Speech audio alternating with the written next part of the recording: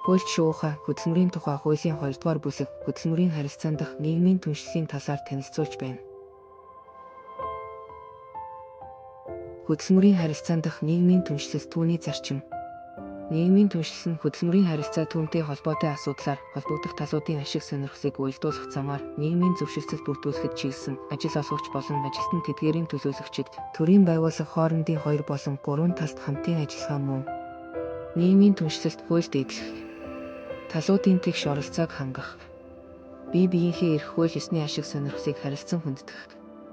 Сайн дурын үндсэндээ аливаа үүрэг хүлээх. Нийгмийн түншлэлийг төрөөс дэмжих зарчмыг баримтлана. Нийгмийн түншлэлийг хэрэгжүүлэх төвшин хэлбэр.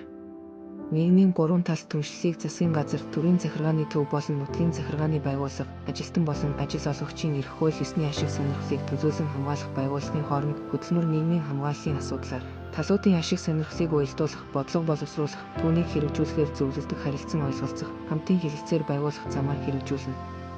Нийгмийн 2 талт түншлэлийг ажилтны хөдөлмөрлөх эрх хууль ёсны ашиг сонирхлын асуудлаар салбар дундын аж ахуйн нийж байгуулахын түвшинд талууд харилцан зөвшөлдсөх, хамтын хэлэлцээ хийж хамтын гэрээ, хамтын хэлэлцээр байгуулах замаар хэрэгжүүлнэ. Хэлэлцэж байгаа асуудлаас хамаарч нийгмийн 3 талт түншлэлийн хүрээнд бодлогын асуудлаар нийгмийн түншлэлийн 3 талт бус салбар дундын аймаг сүм нийслэл дүүргийн хамтын хэлэлцээ. Нийгмийн түншлэлийн 3 талт хамтарсан мэдэгдэл. Бодлогыг хэрэгжүүлэх асуудлаар зөвлөмж өдөртөмж аргачлал. Хууль тогтоомжид заасан бусад баримт бичгийг байгуулж болно. Нийгмийн 2 талт түншлэлийн хүрээнд салбар дундын хамтын хэлэлцээр. Хамтын гэрээ. Хууль тогтоомжид заасан бусад баримт бичгийг байгуулж болно. Нийгмийн 3 талт түншлэлийн удирдлага. Нийгмийн 3 талт түншлэлийн удирдлагыг хөдөлмөр нийгмийн түншлэлийн 3 талт үндэсний хороо, салбарын хөдөлмөр нийгмийн түншлэлийн 3 талт хороо, аймаг нийслэлийн хөдөлмөр нийгмийн түншлэлийн 3 талт хороо тус хэрэгжүүлнэ. Үндэсний хороо нь засгийн газар, ажилтны болон ажил олгогчийн эрх хууль ёсны ашиг сонирхлыг төлөөлөн хамгаалах үндэсний байгууллагын тэнцүү тооны төлөөллөөс бүрдэх бөгөөд засгийн газрын дэргэд ажиллана.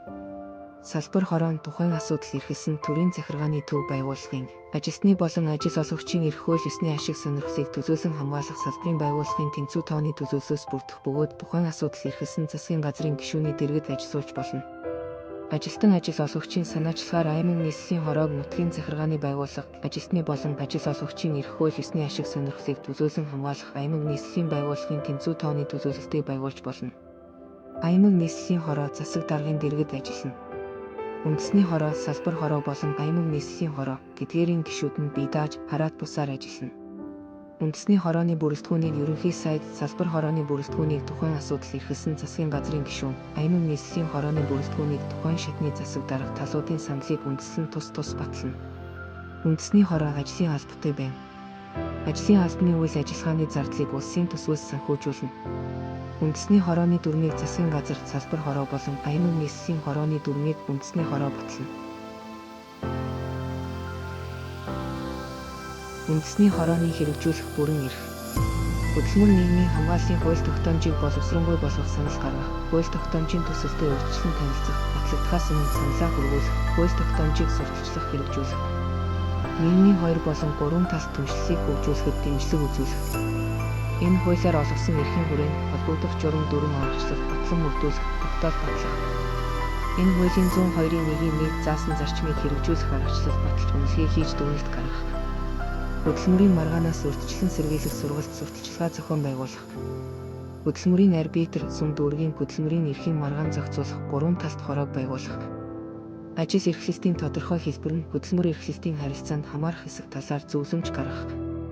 Хөдөлмөрийн зуурчлагч хөдөлмөрийн арбитрчдын нэрсийн жагсаалтыг гаргах, тэднийг томилох чөлөөлөх мэргэшүүлэх.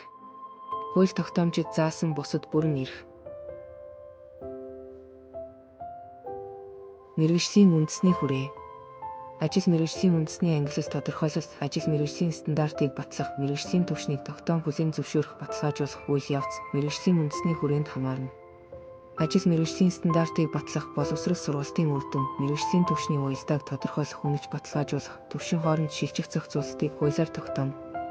Мэргэжлийн үндэсний хүрээг бүрдүүлэх, зохицуулах журмыг хөдөлмөрийн асуудал эрхэлсэн төрийн захиргааны төв байгууллага, ажил олгогчийн эрх хууль ёсны ашиг сонирхлыг төлөөлсөн хамгаалах байгууллага болон мэргэжлийн холбоотын саналыг үндэслэн засгийн газар батлана. Хүний мэргэжлийн түвшнийг үнэлэх, хүлээн зөвшөөрөх, баталгаажуулах журмыг хөдөлмөрийн болон боловсролын асуудал эрхэлсэн засгийн газрын гишүүд хамтран батлана. Ажил олгогчийн эрх хууль ёсны ашиг сонирхлыг төлөөлсөн хамгаалах байгууллага болон мэргэжлийн холбоод хамтран ажил мэргэжлийн стандартыг боловсруулна. Ажил мэргэжлийн стандартаар хөдөлмөрийн нөхцөл, ажилтны ажлын дадлага, туршлага, мэдлэг, ур чадвар, чадамж, хандлага, мэргэжлийн түвшин, ажлын гүйцэтгэлийг үнэлэх шалгуур үзүүлэлтийг тогтооно. Ажил мэргэжлийн үндэсний ангилал тодорхойлолтыг ажил олгогчийн эрх хууль ёсны ашиг сонирхлыг төлөөлсөн хамгаалах байгууллага болон мэргэжлийн холбоотын саналыг үндэслэн тухайн салбарын асуудал эрхэлсэн төрийн захиргааны төв байгууллага боловсруулж, хөдөлмөрийн асуудал эрхэлсэн засгийн газрын гишүүн батлана. Хууль шуурхай хөдөлмөрийн тухай хуулийн 2 дугаар бүлэг хөдөлмөрийн харилцаан дахь нийгмийн түншлэлийн талаар танилцууллаа. Хууль шуурхайтай хамт хөдөлмөрийн эрх зүй судлаарай. Мэдлэг бол хүч. Хамтдаа хөгжицгөөе.